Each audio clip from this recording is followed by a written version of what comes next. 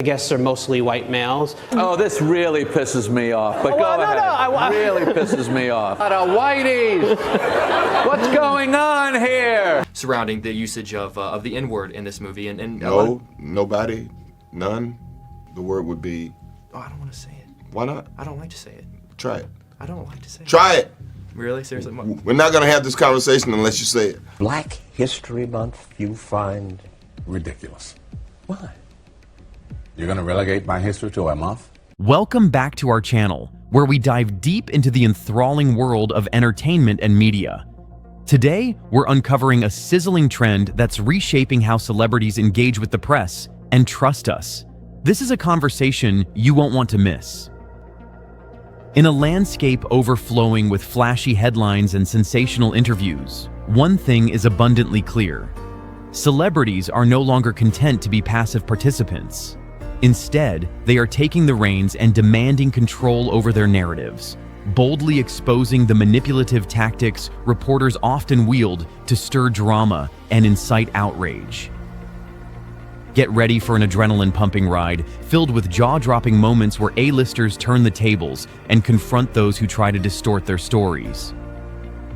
In an era dominated by media spin, a time when questions are meticulously engineered to create controversy, these bold celebrities refuse to remain mere pawns in someone else's twisted game.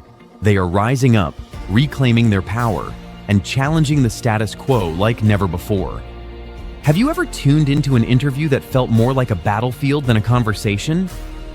The current climate of media storytelling often transforms what should be an open dialogue into a battleground of words, where every question is engineered to provoke a reaction, and every response hovers precariously on the edge of a soundbite. Celebrities, athletes, and public figures find themselves navigating a minefield of leading questions, charismatic on the surface, yet insidiously designed to misrepresent their true voices. These loaded inquiries often attempt to set them up for ridicule, crafting narratives that can be damaging, unfair, and far removed from reality. This turbulent landscape raises urgent questions. How do we, as an audience, perceive these interviews? And what responsibility do we bear in shaping the conversations that matter? As we delve into our exploration of the most incredible mic drop moments in celebrity interviews, prepare yourself for eye-opening revelations and electrifying exchanges.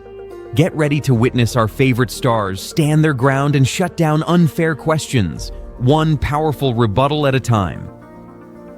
The new era of celebrity interviews. The media landscape is transforming right before our eyes, and it's a transformation fueled by unrest and dissatisfaction with traditional interview formats. The truth is, audiences are growing increasingly savvy and discerning. They're no longer content to consume a one-sided narrative. They want depth, they want authenticity, and they want, to borrow a phrase, the whole truth and nothing but the truth. Jerry Seinfeld, Comedy versus Identity Politics. First up is the incomparable Jerry Seinfeld. Known for his sharp wit, he faced an innocuous yet loaded question about the diversity, or lack thereof, in his iconic series, Seinfeld. The interviewer asked, "I've noticed that most of the guests are predominantly white males." Seinfeld responded, clearly irritated, "Oh, this really pisses me off, but go ahead." I have noticed that most of the guests are mostly white males. Oh, this really pisses me off, but go ahead. Really pisses me off.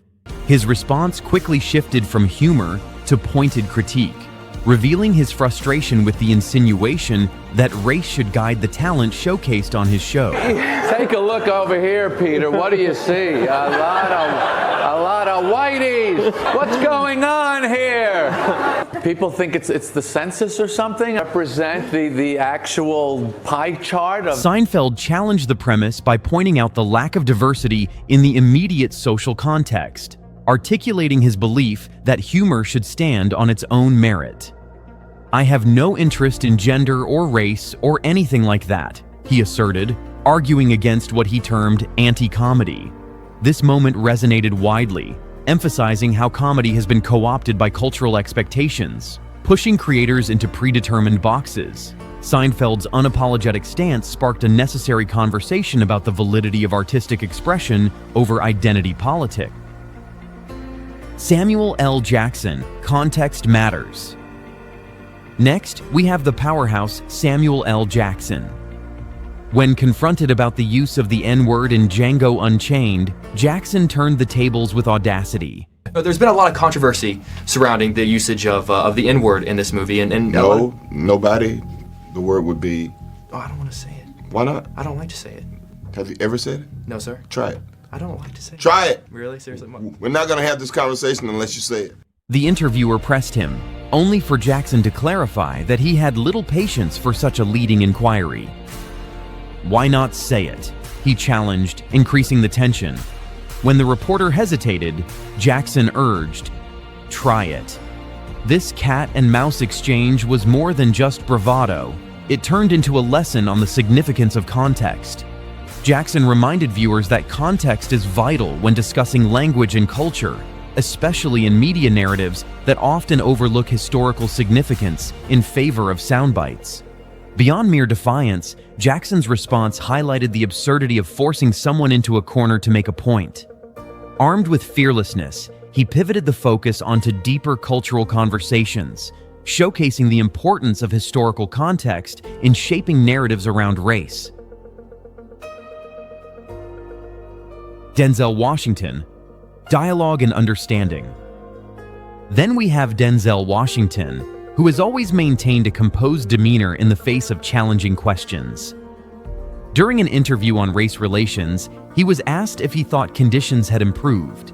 Washington's seemingly simple response, "Race relationships have to do with race relations," was packed with insight. Have race relations improved? You know, race relationships have to do with race relationships. You're white or whatever you are, I'm black or whatever I am. We're standing here talking now. You can't legislate love. The President of the United States can't legislate us into liking each other. So it's up to us. You and I, we're standing here talking now, he noted, emphasizing that meaningful dialogue is necessary for fostering understanding. Washington underscored that real change cannot be mandated by legislation, but must stem from personal engagement and mutual respect, not just obligatory conversations. This perspective pushes the envelope, reminding audiences that media often oversimplifies complex issues. By tackling the question directly, Washington encourages viewers to think critically about how they communicate in their daily lives, fostering a deeper examination of race relations. Morgan Freeman, Reimagining Historical Narratives. Morgan Freeman faced a loaded question about Black History Month during a 60 Minutes interview. History Month, you find... Ridiculous. Why? You're going to relegate my history to a month? Oh, come on. What do you do with yours? Which month is White History Month? I'm Jewish. Okay. Which month is Jewish History Month? Do you want one? No. No. I don't either. Black History Month? You find that ridiculous? He queried.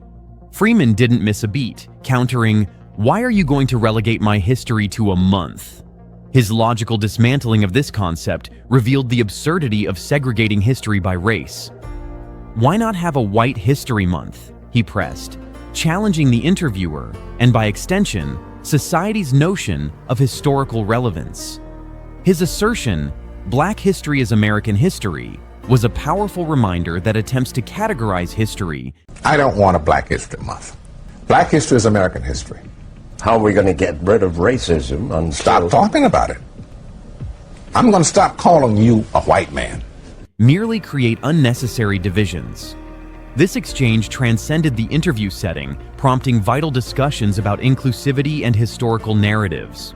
Freeman's elegant confrontation illuminated how discussions around race should encompass broader contexts, challenging entrenched perceptions about the past. Bill Burr, Taking Action in Comedy. Transitioning from heavy discussions, we arrive at Bill Burr, the unabashed comedian known for his raw honesty. When asked whether women can be funny, he exploded with passion. Of course, there are tons of women who are funny. Burr swiftly dismissed the notion that gender inhibits comedic talent. Can women be funny? Yeah, of course.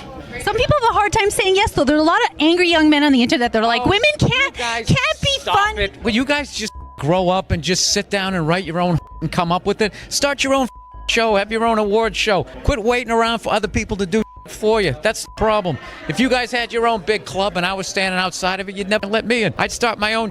You guys got to start your own. You got brains in there, right? Yes, absolutely. So write your own. But he didn't stop there. He took aim at the angry young men behind these stereotypes, imploring them to create their own content rather than disparaging others. Quit waiting around for other people to do it for you. Burr's fiery assertions served to defend women in comedy, while highlighting the essential need for personal agency. His call to action resonated widely, inspiring many to take ownership of their narratives rather than relying on stereotypes.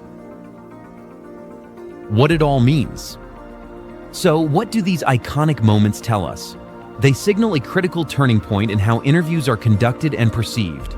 The tactics often employed by journalists reveal a disregard for genuine dialogue, favoring sensationalist drama instead. In an era where authenticity and transparency are paramount, audiences increasingly challenge media manipulation.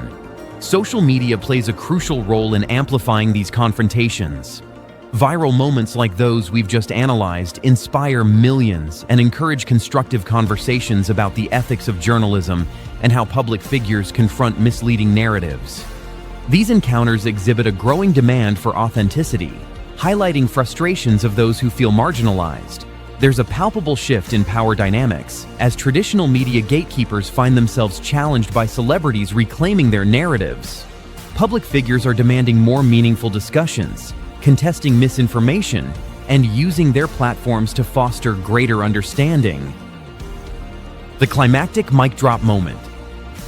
Now, we arrive at the climactic moment that everyone has been waiting for. UFC middleweight champion Sean Strickland's response to a politically charged question left the audience in stunned silence. "You're the definition of weakness." You have weaseled your way into the world. You are an infection. You are the definition of weakness. Everything that is wrong with the world is because of... He shot back at a reporter, unleashing a critique that encapsulated public disillusionment with sensationalist journalism. Strickland's assertive remarks revealed the media's tendency to prioritize buzzwords over substantive dialogue. His raw honesty resonated with many who crave genuine engagement rather than sensationalism. This moment exemplifies how public figures can reclaim their narratives, transforming media encounters into opportunities for broader social critique. Conclusion: the unfinished conversation. As we reflect on these unforgettable moments, it's evident that celebrities are reclaiming their narratives and controlling the conversation, exposing biases and challenging manipulative practices with courage and eloquence. But what does that mean for us, the audience? As we consume media, we must evaluate our role in these dialogues. Are we merely spectators, or are we active participants who can shape these discussions? Stay tuned for more thought-provoking analyses, and as always, we invite you to share your thoughts in the comments. Which moment stood out to you the most? How do you think media interviews can evolve moving forward? The answers may shape more than just conversations. They may alter the cultural landscape. And remember, the conversation doesn't end here. It is just beginning. What will you do with what you've learned?